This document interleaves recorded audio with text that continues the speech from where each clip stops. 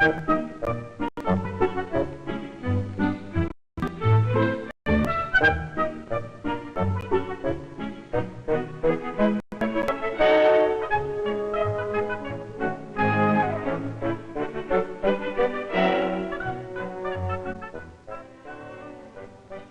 you see animals, do they sometimes remind you of stories? Do you like to watch them and think about stories you have read or listened to? I think it's fun. Let's try it. Look, here are 1, 2, 3 baby pigs with their mother. Is Mother Pig worried about something? Is the dog worrying her? Yes, she seems to think the dog may hurt her babies. A mother pig, 3 little pigs, and a dog. Do they remind you of a story? They make me think of one called The 3 Little Pigs.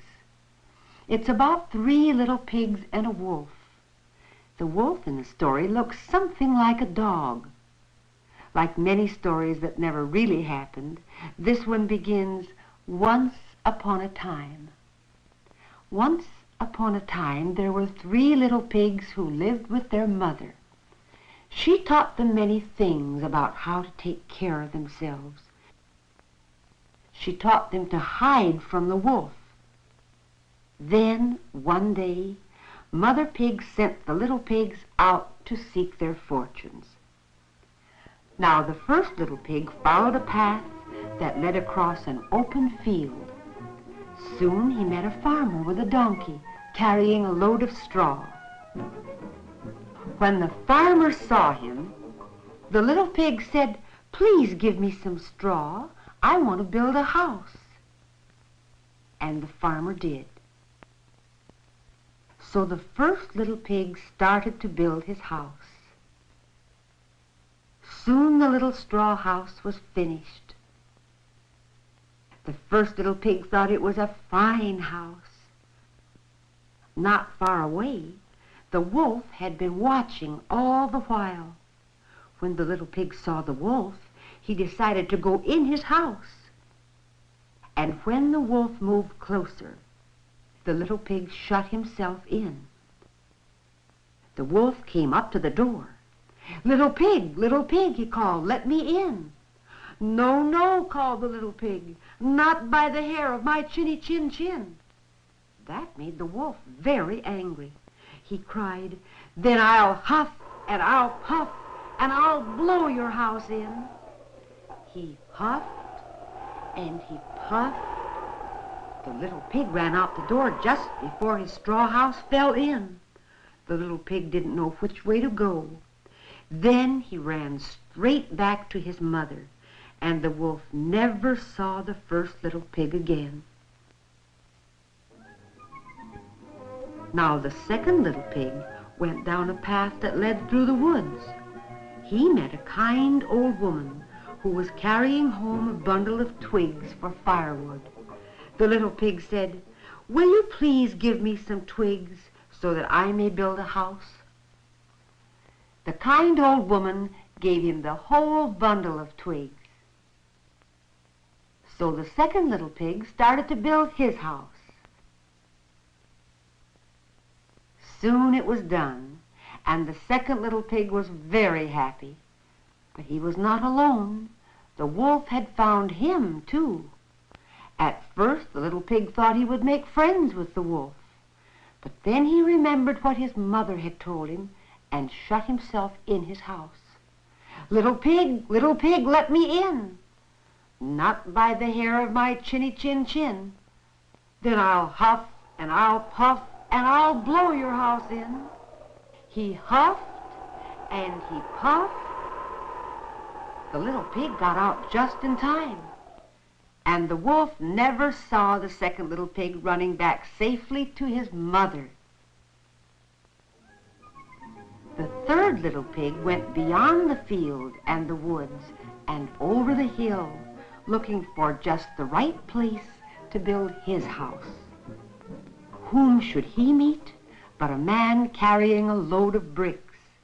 When the man stopped, the little pig said, "If you would give me some bricks, I'd be very grateful, for then I could build a fine, strong house." So the kind man gave the third little pig all the bricks he would need to build a house. Building with bricks took a long time. It was hard work, too. Finally, the little brick house was finished. It was a fine house. But up on the hilltop was the wolf. He had found the third little pig, too. Just in time, the pig got safely inside his house. Little pig, let me in." "Not by the hair of my chinny chin chin. Then I'll huff and I'll puff and I'll blow your house in." He huffed and he puffed, but he didn't hurt the strong brick house a bit. Inside, the third little pig was safe and sound. Then the wolf tried to trick the little pig. "I'm much smarter than that pig," he thought. So he said, "Meet me tomorrow morning at 6 o'clock at the garden. I'll find some nice fresh turnips for you." "Turnips," thought the little pig, "that sounds good." And the wolf thought, "I'll get him tomorrow morning at 6 o'clock. But at 5 o'clock the next morning, the little pig got up and hurried to the turnip patch. And a few minutes before 6, he was home again with all the turnips he wanted. Out at the turnip patch, the wolf grew very tired and hot, waiting for the little pig. Of course, the pig was safe. To catch him, the wolf would have to try again. The next morning, they were to meet in the apple orchard. The pig was already busy picking apples when the wolf arrived. "Here," called the pig, "is the very best apple. I saved it for you." Then he threw the apple with all his might, and while the wolf was chasing it, the pig climbed down and ran home. Soon the wolf was trying another plan to trick the little pig. "Little pig," he called, "there's a fair in town. I'll meet you there tomorrow at 4 o'clock. "He won't beat me tomorrow morning," thought the wolf. But at 3 o'clock the next morning, the little pig got up and went to the fair. At the fair, he bought a churn so that he could make his own butter. Then he started home. But this time, the wolf was waiting for him near the bottom of the hill. Near the top of the hill, the little pig set down the churn and got ready to surprise the wolf. The wolf was watching for the little pig when suddenly he saw something that made him run away. He didn't wait to see the little pig step out of the churn. A few minutes later, the little pig was safe at home. He had a big kettle of water on the fire. When the wolf came back and saw the churn on the floor, he knew what had happened on the hillside. He was very angry because the little pig had tricked him again. He was so angry that, do you know what he did? Of course you do.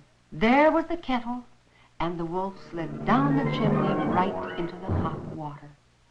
The wolf ran away so far, he has never come back. And that's the story of the 3 little pigs. At least that is one way to tell the story. Do you know another? Do you know other stories about little pigs? Why don't you tell your class about this story or about other stories? Try it. It's fun.